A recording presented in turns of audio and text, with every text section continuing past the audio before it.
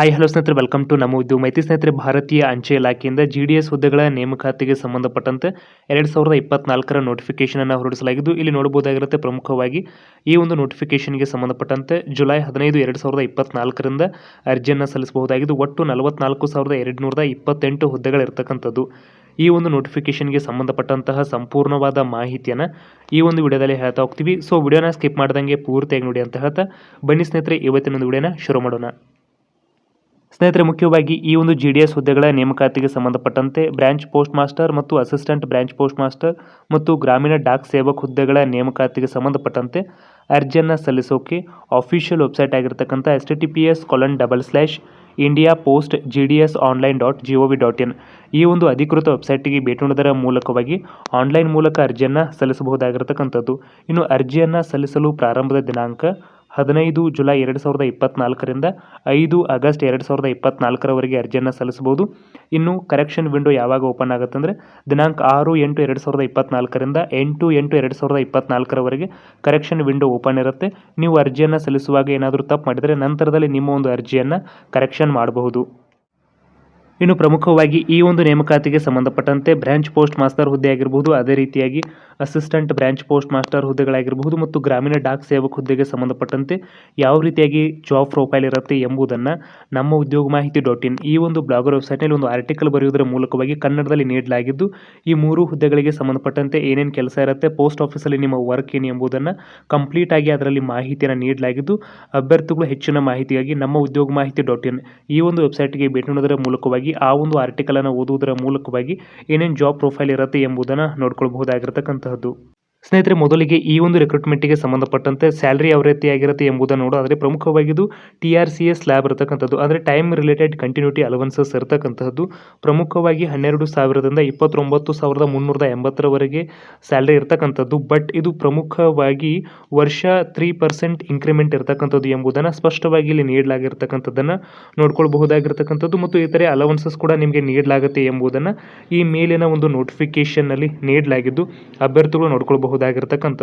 ಇನ್ನು ಅದೇ ರೀತಿಯಾಗಿ ಅಸಿಸ್ಟೆಂಟ್ ಬ್ರಾಂಚ್ ಪೋಸ್ಟ್ ಮಾಸ್ಟರ್ ಮತ್ತು ಗ್ರಾಮೀಣ ಡಾಕ್ ಸೇವಕ್ ಹುದ್ದೆಗೆ ಸಂಬಂಧಪಟ್ಟಂತೆ 10,000ದಿಂದ 24,470ರವರೆಗೂ ಸ್ಯಾಲರಿ ಇರತಕ್ಕಂತಹದ್ದು.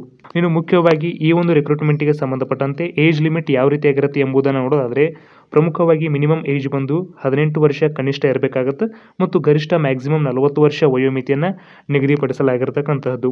ಇನ್ನು ಏಜ್ ರಿಲ್ಯಾಕ್ಸೇಷನ್ಸ್ ಬಂದುಬಿಟ್ಟು SC/ST ಅಭ್ಯರ್ಥಿಗಳಿಗೆ 5 ವರ್ಷ ಇರತಕ್ಕಂತಹದ್ದು, ಅದೇ ರೀತಿಯಾಗಿ OBC ಅಭ್ಯರ್ಥಿಗಳಿಗೆ 3 ವರ್ಷ ಇರತಕ್ಕಂಥದ್ದು ಮತ್ತು ಎಕನಾಮಿಕಲಿ ವೀಕರ್ ಸೆಕ್ಷನ್ಗೆ ಯಾವುದೇ ರೀತಿಯಾಗಿರ್ತಕ್ಕಂತಹ ಏಜ್ ರಿಲ್ಯಾಕ್ಸೇಷನ್ಸ್ ಇರುವುದಿಲ್ಲ ಮತ್ತು ಅಂಗವಿಕಲ ಅಭ್ಯರ್ಥಿಗಳಿಗೆ 10 ವರ್ಷಗಳ ಕಾಲ ಇರತಕ್ಕಂಥದ್ದು, OBC ಅಂಗವಿಕಲ ಅಭ್ಯರ್ಥಿಗಳಿಗೆ 13 ವರ್ಷಗಳ ಕಾಲ ಮತ್ತು SC/ST ಅಂಗವಿಕಲ ಅಭ್ಯರ್ಥಿಗಳಿಗೆ 15 ವರ್ಷಗಳ ಕಾಲ ಏಜ್ ರಿಲ್ಯಾಕ್ಸೇಷನ್ಸ್ ಇರತಕ್ಕಂಥದ್ದು ಎಂಬುದನ್ನು ನೀಡಲಾಗಿರ್ತಕ್ಕಂಥದ್ದು. ಇನ್ನು ಎಜುಕೇಷನಲ್ ಕ್ವಾಲಿಫಿಕೇಷನ್ ಕುರಿತು ನೋಡೋದಾದರೆ 10ನೇ ತರಗತಿಯನ್ನು ಪಾಸ್ ಆಗಿರತಕ್ಕಂತಹ ಎಲ್ಲ ಅಭ್ಯರ್ಥಿಗಳು ಈ ಒಂದು ರಿಕ್ರೂಟ್ಮೆಂಟ್ಗೆ ಸಂಬಂಧಪಟ್ಟಂತೆ ಅರ್ಜಿಯನ್ನು ಸಲ್ಲಿಸಬಹುದಾಗಿರ್ತಕ್ಕಂತಹದ್ದು. ಇನ್ನು ಎಜುಕೇಷನಲ್ ಕ್ವಾಲಿಫಿಕೇಷನ್ ಜೊತೆಗೆ ಅದರ್ ಕ್ವಾಲಿಫಿಕೇಷನ್ಸ್ ಕೂಡ ನೀಡಲಾಗಿದ್ದು, ಈ ಒಂದು ಹುದ್ದೆಗಳಿಗೆ ಅರ್ಜಿಯನ್ನು ಸಲ್ಲಿಸಬೇಕಾದ್ರೆ ನಿಮಗೆ ಕಂಪ್ಯೂಟರ್ ನಾಲೆಜ್ ಬೇಕಾಗುತ್ತೆ. ಇದಕ್ಕೆ ಸಂಬಂಧಪಟ್ಟಂತೆ ನಿಮ್ಮ ಹತ್ರ ಸರ್ಟಿಫಿಕೇಟ್ ಇದ್ದರೆ ಒಳ್ಳೆಯದು, ಇಲ್ಲ ಅಂದರೂ ಕೂಡ ನಡೆಯುತ್ತೆ. ಇನ್ನು ನಾಲೆಜ್ ಆಫ್ ಸೈಕ್ಲಿಂಗ್ ಕೂಡ ಇರಬೇಕಾಗುತ್ತೆ ಮತ್ತು ಅಡೆಕ್ವೇಟ್ ಮೀನ್ಸ್ ಆಫ್ ಲೈವ್ಲಿಹುಡ್, ಅಂದರೆ ನೀವು ಯಾವ ಒಂದು ಪ್ರದೇಶಗಳಿಗೆ ಅರ್ಜಿಯನ್ನು ಸಲ್ಲಿಸ್ತೀರಿ ಅಲ್ಲಿನ ಸ್ಥಳೀಯತೆ ಬಗ್ಗೆ ನಿಮಗೊಂದು ಸ್ವಲ್ಪ ನಾಲೆಜ್ ಇರಬೇಕಾಗುತ್ತೆ ಎಂಬುದನ್ನು ಕೂಡ ತಿಳಿಸಲಾಗಿರ್ತಕ್ಕಂತಹದ್ದು. ರಿಸರ್ವೇಷನ್ಗೆ ಸಂಬಂಧಪಟ್ಟಂತೆ ವಿವಿಧ ರಿಸರ್ವೇಷನ್ಸನ್ನು ಕೋರಿ ಕೂಡ ನೀವು ಅರ್ಜಿಯನ್ನು ಸಲ್ಲಿಸಬಹುದಾಗಿರ್ತಕ್ಕಂತಹದ್ದು.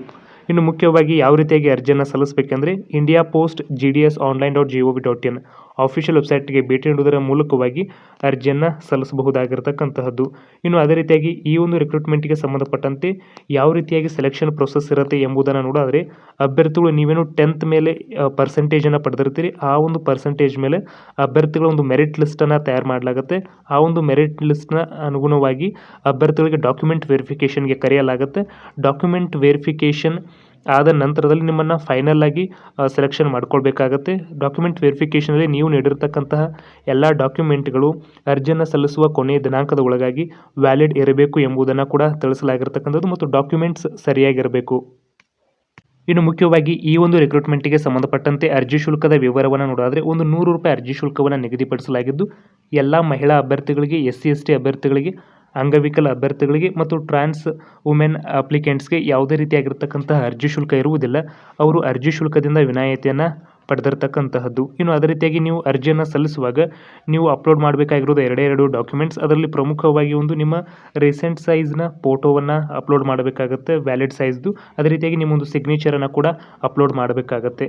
ಇನ್ನು ಮುಖ್ಯವಾಗಿ ಈ ಒಂದು ಹುದ್ದೆಗೆ ಸಂಬಂಧಪಟ್ಟಂತೆ ಏನಾದರೂ ನೀವು ಅಪ್ಲಿಕೇಶನ್ ಹಾಕುವಾಗ ತಪ್ಪು ಮಾಡಿದ್ರೆ 6/8/2024ರಿಂದ 8/8/2024ರವರೆಗೆ ಕರೆಕ್ಷನ್ ವಿಂಡೋ ಓಪನ್ ಇರುತ್ತೆ.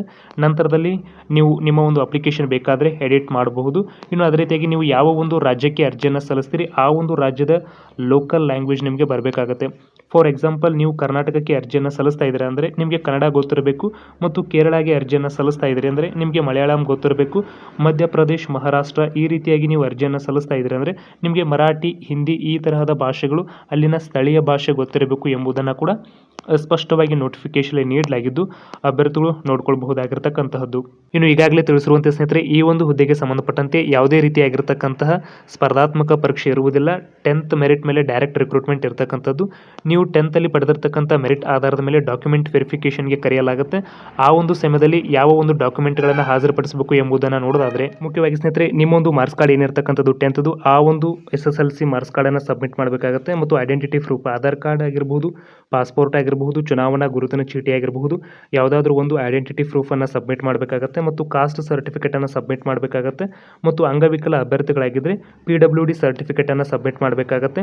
ಮತ್ತು ಎಕನಾಮಿಕ್ಲಿ ವೀಕರ್ ಸೆಕ್ಷನ್ಸ್ ಅಭ್ಯರ್ಥಿಗಳಾಗಿದ್ದರೆ ಮಾತ್ರ ಈ ಒಂದು EWS ಸರ್ಟಿಫಿಕೇಟನ್ನು ಸಬ್ಮಿಟ್ ಮಾಡಬೇಕಾಗತ್ತೆ. ಟ್ರಾನ್ಸ್ಜೆಂಡರ್ ಅಭ್ಯರ್ಥಿಗಳು ಅದಕ್ಕೆ ಸಂಬಂಧಪಟ್ಟಂತಹ ಟ್ರಾನ್ಸ್ಜೆಂಡರ್ ಸರ್ಟಿಫಿಕೇಟನ್ನು ಸಬ್ಮಿಟ್ ಮಾಡಬೇಕಾಗತ್ತೆ. ಮತ್ತು ಡೇಟ್ ಆಫ್ ಬರ್ತ್ನ ಪ್ರೂಫ್, ಯಾವುದಾದ್ರೂ ಒಂದು ಡೇಟ್ ಆಫ್ ಬರ್ತ್ ಸರ್ಟಿಫಿಕೇಟ್ ಆಗಿರಬಹುದು, ಅಥವಾ SSLC ಮಾರ್ಕ್ಸ್ ಕಾರ್ಡಲ್ಲಿ ಇರತಕ್ಕಂತಹ ಡೇಟ್ ಆಫ್ ಬರ್ತ್ ಪ್ರೂಫ್ ಆಗಿರಬಹುದು, ಯಾವುದಾದ್ರೂ ಕೂಡ ನಡೆಯುತ್ತೆ. ಇನ್ನು ಮೆಡಿಕಲ್ ಸರ್ಟಿಫಿಕೇಟ್, ಪ್ರಮುಖವಾಗಿ ಗೌರ್ಮೆಂಟ್ ಹಾಸ್ಪಿಟಲ್ದಿಂದ ಇಶ್ಯೂ ಮಾಡ್ತಕ್ಕಂಥ ಅಥವಾ ಯಾವುದಾದ್ರೂ ಒಂದು ಹಾಸ್ಪಿಟಲ್ದಿಂದ, ಪ್ರೈಮರಿ ಹೆಲ್ತ್ ಕೇರ್ ಸೆಂಟರ್ದಿಂದ ಇಶ್ಯೂ ಮಾಡ್ತಕ್ಕಂತಹ ಮೆಡಿಕಲ್ ಸರ್ಟಿಫಿಕೇಟನ್ನು ಕೂಡ ಹಾಜರುಪಡಿಸಬೇಕು. ಮತ್ತು ಇದು ಕಂಪಲ್ಸರಿ ಎಂಬುದನ್ನು ಕೂಡ ಸ್ಪಷ್ಟವಾಗಿ ಇಲ್ಲಿ ನೀಡಲಾಗಿರ್ತಕ್ಕಂತಹದ್ದು. ಮುಖ್ಯವಾಗಿ ಸ್ನೇಹಿತರೆ, ಇದಿಷ್ಟು ಈ ಒಂದು ರಿಕ್ರೂಟ್ಮೆಂಟ್ಗೆ ಸಂಬಂಧಪಟ್ಟಂತಹ ಕಂಪ್ಲೀಟ್ ಮಾಹಿತಿಯಾಗಿತ್ತು. ಇದೇ ರೀತಿ ಹೆಚ್ಚಿನ ಮಾಹಿತಿ ಅಪ್ಡೇಟ್ಸನ್ನು ಪಡೆಯಲು ನಮ್ಮ ಚಾನೆಲ್ ಸಬ್ಸ್ಕ್ರೈಬ್ ಮಾಡಿ ಮತ್ತು ಪಕ್ಕದಲ್ಲಿ ಕಾಣುವ ಬೆಲ್ ಬಟನ್ ಕೂಡ ಕ್ಲಿಕ್ ಮಾಡ್ಬೋದು. ಸಿಗೋಣ ಮತ್ತೊಂದು ಪ್ರಮುಖ ವಿಡಿಯೋದೊಂದಿಗೆ. ಧನ್ಯವಾದಗಳು.